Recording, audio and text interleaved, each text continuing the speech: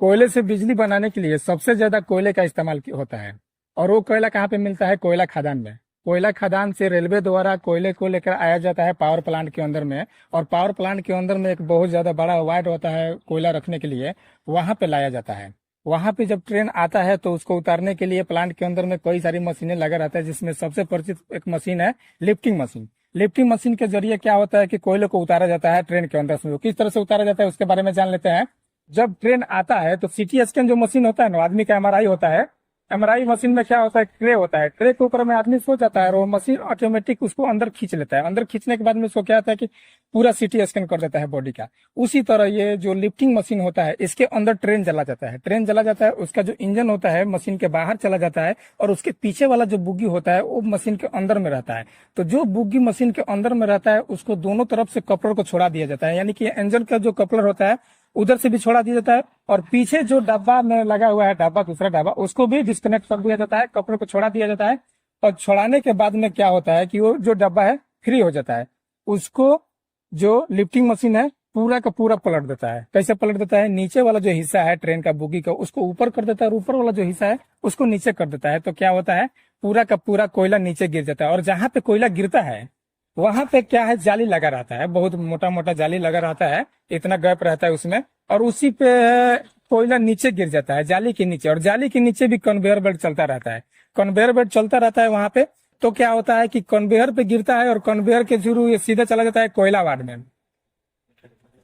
Ward में जाकर के स्टॉक होता है, और वहां पे एक एक करके जिस तरह से बताया उसी तरह का सारी बुगी को खाली कर लिया जाता है। कोयला वार्ड में जाकर के कोयला स्टॉक हो जाता है, और वहां पे कोयला को रख रखाव करने के लिए आदमी मौजूद होता है। क्योंकि कोयला एक जगह पे पड़े पड़े क्या होता है, कोयला हीट हो जाता है। हीट होने के बाद में उसमें गर्माहट की वजह से आग पकड़ लेता है, जिससे नुकसान हो जाएगा। आग पकड़ लेगा तो उसमें क्या होता है, हमेशा आदमी मौजूद रहता है, और मशीन बड़े बड़े लगा रहता है साइड में दिए।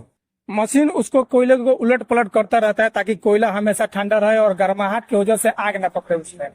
तो इस तरह से कोयला को रख रखाव करता है।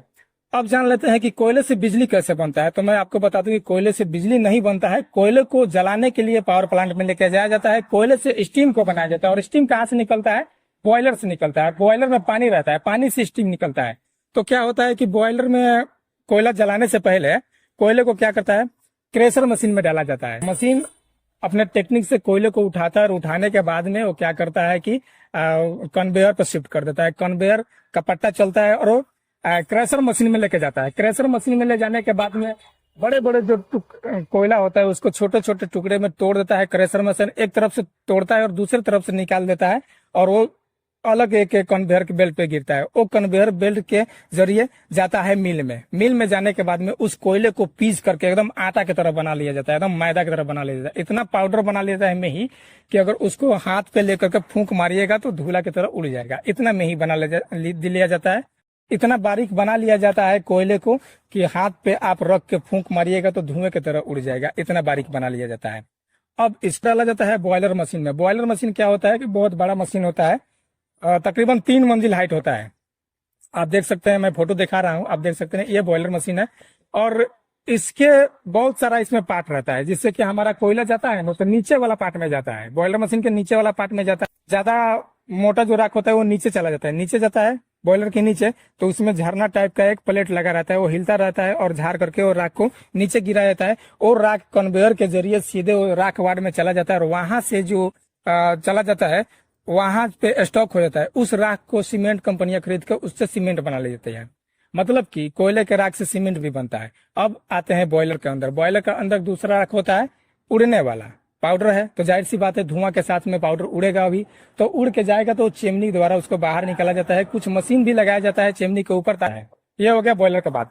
अब इसमें स्टीम किस तरह से बनता है? स्टीम बनाने के लिए क्या होता है कि पाइप लगता है बॉयलर के अंदर में, सब झिक झैक साइड में पाइप जाता है। मतलब कि उसमें इतना मोटा 2 इंच मोटा पाइप रहता है। उस पाइप में पानी रहता है, एक तरफ से पानी जाता है और झिक झिक पोजीशन में हो करके दूसरे साइड से पानी निकलता है। जितना देर में पानी जा करके बॉयलर के अंदर में रहता है उतना देर में कोयले के आग की वजह से पानी एकदम से गर्म हो जाता है। वो इतना गर्म हो जाता है कि स्टीम बन जाता है, मतलब कि वो भाप बन जाता है। और जो स्टीम दूसरे तरफ से वो पाइप से निकलता है बॉयलर के बाहर से, बॉयलर से निकल के स्टीम सीधा टरबाइन में जाता है। स्टीम का प्रेशर इतना ज्यादा रहता है कि टर्बो पे लगेगा ना तो टर्बो 1 मिनट में 3000 राउंड घूमता है, इतना जोर से घूमता है और इतना प्रेशर रहता है स्टीम के अंदर में, तो टर्बो में घूमेगा।